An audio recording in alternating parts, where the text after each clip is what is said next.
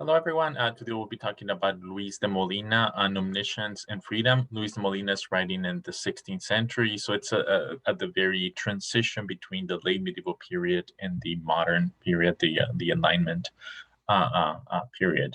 And he engages with a very long history of trying to reconcile divine freedom with divine foreknowledge with human freedom. And the story begins with Aristotle. Aristotle asked whether or not there were facts about the future. He saw ships going on to the battle. He asked, is it true today that there are any facts about tomorrow? Will there be a battle tomorrow? And if that's true today, Aristotle worried that it might make the future necessary and everything fatalistic, everything no freedom, no contingency. So Aristotle's own take on this was to reject the possibility of future truths. By the time we get to the Stoics, Stoics did have a god that had a kind of fate or providence built into it. God kind of planned and arranged everything. Yet, Stoics also wanted human freedom. Human freedom was the ground for virtue and growth. And they recognized the tension between divine foreknowledge and providence, arranging and controlling the world in human freedom, but they just did not have a good account. When we get to Christianity, when Christianity becomes the mainstream way of thinking in, um, in the Western civilization, the Aristotelian story of denying the future and by denying that there's any knowledge of the future becomes a non-contender. Part of the Christian faith is that God does foreknow the future. So how to make sense of this? Molina is one of the great, he puts forth one of the first, perhaps the first really convincing answer in history, and it's still popular nowadays. I mean, they do detractors nowadays, but it's still popular nowadays. So in the Christian world, when the Aristotelian answer is no longer a reasonable alternative, here's the brief, extremely brief history of the controversy. Boethius and then Aquinas after him insist that foreknowledge is compatible with human freedom, and the main move is to say that God is outside of time or not in time or atemporal. God exists in the eternal now, which is not part of our time, which is not the passage of time as we understand it. So what is future to us is present to God. And God's knowing is just like seeing. He just sees us in the future do what we do, and therefore our freedom is not compromised. Um, Scotus is not going to like the Boethius Aquinas story, and his fundamental objection is that if we think something is future and God thinks the very same thing is present, we are mistaken. I mean, God must be correct, not us. So the idea that the very same thing, the same event, can be present to God and future to us, just entails that it is present to God, and therefore there's no real time. Time is an illusion. There's no passage of time. Time is fundamentally unreal. That's what follows from the view, claims Scotus. And he doesn't like that. He thinks, of course not, time is real. So Scotus abandons the Aquinas' conception of the compatibility of freedom for knowledge. He himself argues that God knows what will happen in the future is foreknowledge, but by knowing what God himself would do. God knows all of the possibilities, all the things that could be, and the ways in which God himself will constantly interact with all of that, the way God will arrange things, and the way in which things would unfold. And by knowing what God wills, God knows what things will happen in the future, including free actions. So it is really God knowing his own will that grounds his knowledge of the future, including free actions, claims Scotus. Occam, after Scotus, is not going to be happy with Scotus' account. Occam is going to object that if it's really God willing what will happen in the future that grounds his knowledge, God is actually predetermining our actions, and therefore doing away with our freedom. We're only free, claims Occam, if God is not willing us to do one thing or the other, say via grace. So Occam is going to deny Scotus's solution grounded in God's will. He's going to say that that one doesn't work either. At the end of the day, Occam thinks that the doctrine of divine foreknowledge must be accepted on faith. We just don't know how to make sense of it. And a lot of people are going to go the Occam route. Say, like, I'm just giving up. I don't know how to make sense of this. I believe in faith that there's a divine foreknowledge, and I know I'm free. So they must be compatible somehow. I just don't know how. It's not really until Luis de Molina. I mean, there are multiple other. If you look at the major players, like really the Reformation, Martin Luther, Calvin, and so on. None of the other major players really had anything new. Those were the options on the table, just they had different variations. A distinctive answer comes to the fore in the 16th century with Luis de Molina. And again, many people take it to be a successful answer, and there are a lot of Molinist people that follow this view nowadays. So here are the main pieces of the story. Um, Molina divides God's knowledge into multiple categories. The first category he calls God's natural knowledge. And this is the knowledge that God has by knowing his own essence and what follows from his essence. And here's what, oh, sorry.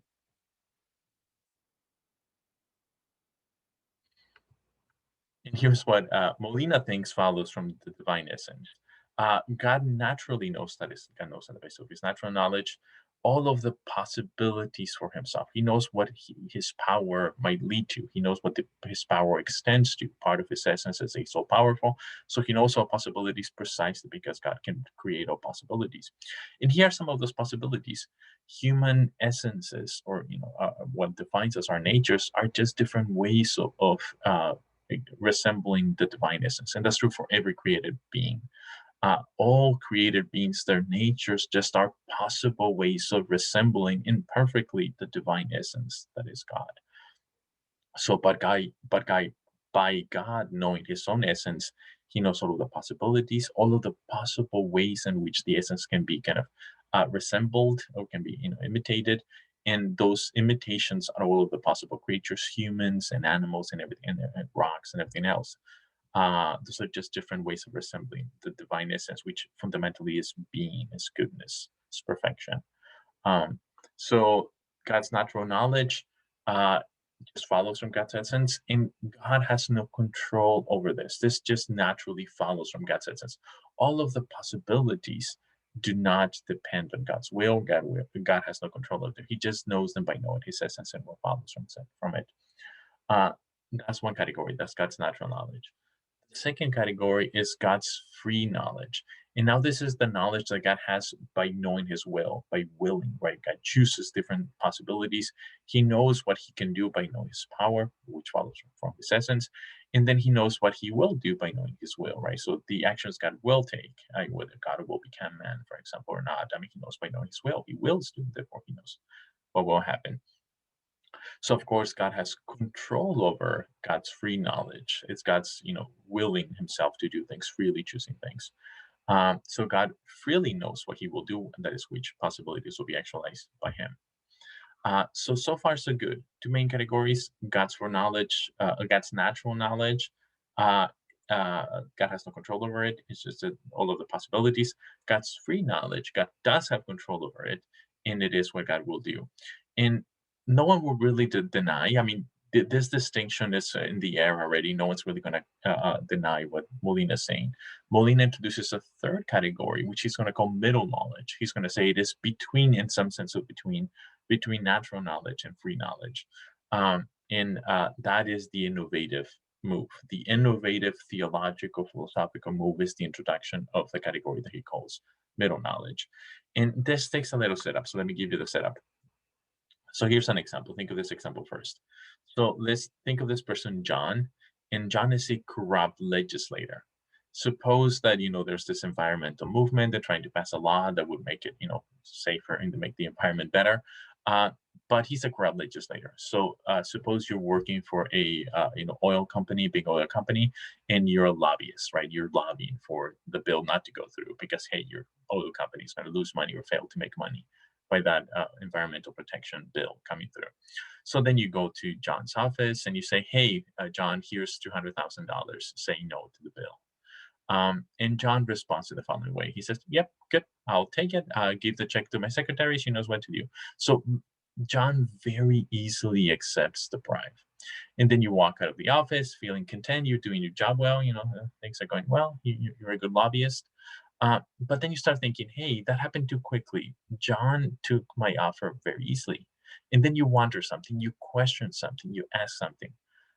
Would John have taken a lesser bribe? So here's a question you ask yourself. If John had been offered $100,000 bribe, that is half the bribe, would he have taken it? Uh, You're asking yourself that. Of course, it's too late. I mean, the deal has been made and so on, but still, you're asking something. It is this question that the Molinist is going to exploit. So here's some observation about this question. Uh, the question is not about actuality. It's not about the real world. It's not about the future or the past and so on, or the present. You know what happened. You know you offered 200,000. You know he accepted it, right? So you're not really asking about what is the case, what's actually the case. Um, and also, you're not asking about possibilities. You know that he could have accepted 100,000, and you know that he could have not accepted 100,000. What you're asking is not about the actual world, past, present, and future, nor about mere possibilities, whether he could have or he could have not. You know both possibilities. Like he could have, he's free. He can do either of the others. What you're asking is what he would have done. How would he have used his freedom in this particular circumstance, namely, having been offered 100,000 bribe? That's what you're wondering. You're not wondering about the actual world or possibilities, but about ways of exercising freedom in different circumstances.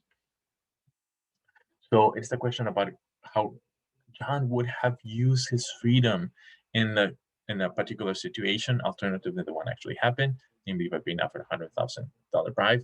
But crucially, with the assumption that there are multiple possible options, right? He could say no, he could say yes. Um, and it's open, right? It's open to him to do one or the other. And yet you're still wondering, given that it's open, and I know that, what would he have done? Had he taken 100 grand and then I'll save my company 100 extra grand, or had he said no, get out of my office, and then I had lost the deal, right? You're wondering about that.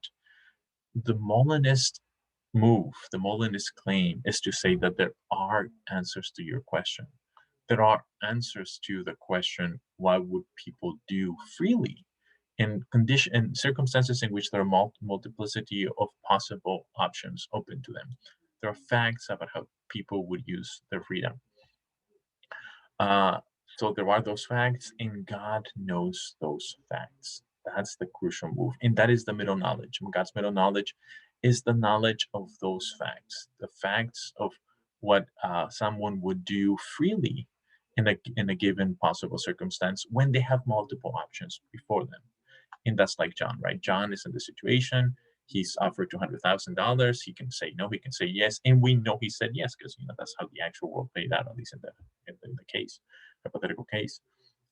And there are other facts about what he would have done had he been offered 100,000. In the situation in which he could have said no, he could have said yes freely to either of them. There is a fact of the matter. He would have said yes. Suppose we don't know. God knows. That's the cool Molinist move. So here's the heart of Molinism. Here's a way of stating what Molinism is. God has knowledge of conditionals of freedom, or some people call them counterfactuals of freedom. In one of those conditionals of freedom or counterfactuals of freedom, that is knowledge of what possible creatures would freely do if they were in different circumstances where there are several options available to them, right? So there are some circumstances that the agents could have found themselves in those circumstances, and there are several possible options open to them. The Molinist view is that there are facts about what they would do, and that God knows those facts. Once that is granted, once conditions of freedom are granted, the path open to solving the problem is straightforward. So middle for divine foreknowledge problem solved by middle knowledge. So here's the basic story. Prior to creation, before there's any physical world, God knew how every possible creature would have acted in every possible circumstance, right? So the first moment in God's deliberation about creation is God looks at himself. He sees all of the possibilities. He knows all of the possibilities with his natural knowledge. The second step is his middle knowledge. He looks at all of the possible creatures, and God knows how all of those possible creatures would have used their freedom if they were to find themselves in different possible circumstances. And that's the middle knowledge.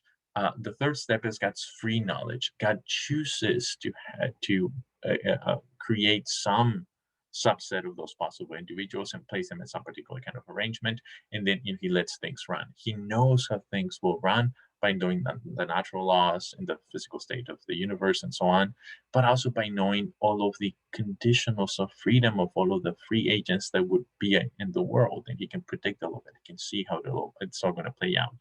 the natural causes and the free causes as well by having the middle knowledge.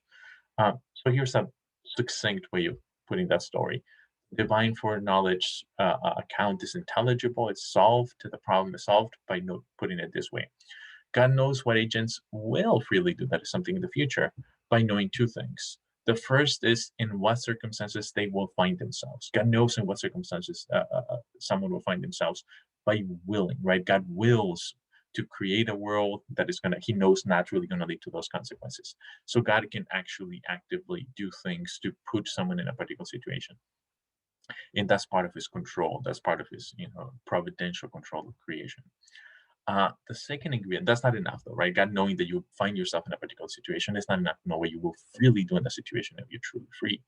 It is the meta knowledge that gives you the second part. And the second part is God knows what any creature would do in any possible circumstance prior to creation. So he knows already via his meta knowledge, conditions of freedom, what you would do if you were in that situation. So he already knows what you would do. So he knows what you will do by knowing where you will find yourself and what you would do if you were to find yourself in that position. Um, so even providence makes sense here. Providence again is God controlling everything being in accordance with God's plan. God is free to create any possible individual and place her in any possible circumstances that fits his plan, and then know how that's going to develop. So God can choose Mary as being the mother of Christ, and if you know the story, Mary says yes, and then she becomes the mother of Christ. And God placed her; He chose her to do that partly because God foreknew that she would have said yes had she been asked, right? So He can plan, like, okay, she's going to say yes. I can just put her in that spot. And likewise for every single thing else in creation without violating free will. Why? Because we began with free will. If you go back to the example of John. John, the corrupt legislator's freedom is not being interfered with at all. Likewise, no free creatures. Here's the kind of metaphor for Molinism. Think of like building your like virtual team, like soccer team.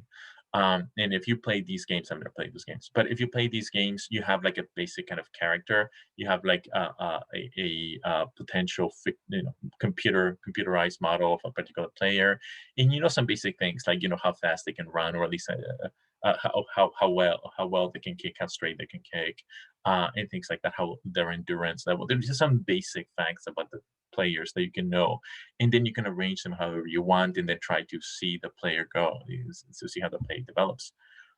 God knows with certainty all of the minute facts of all of these things. So we creatures before creation are these like purely computer animated ideas in God's mind, and He knows all of the possible creatures. He knows what we would all do if we were placed in different circumstances. So God's creation is like the setting up one team in one particular game, but extremely more complicated, right? It's all of creation, all of the free agents, all of their actions, all of the consequences of those actions, and so on and so on for all eternity, or as long as the world endures.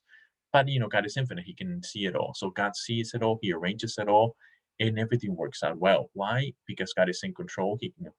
Everything follows His plan, but not by coercing you, not by making you do it, but merely for knowing what you would do if you were to find yourself in different circumstances, and that those conditions respect your freedom, as we saw.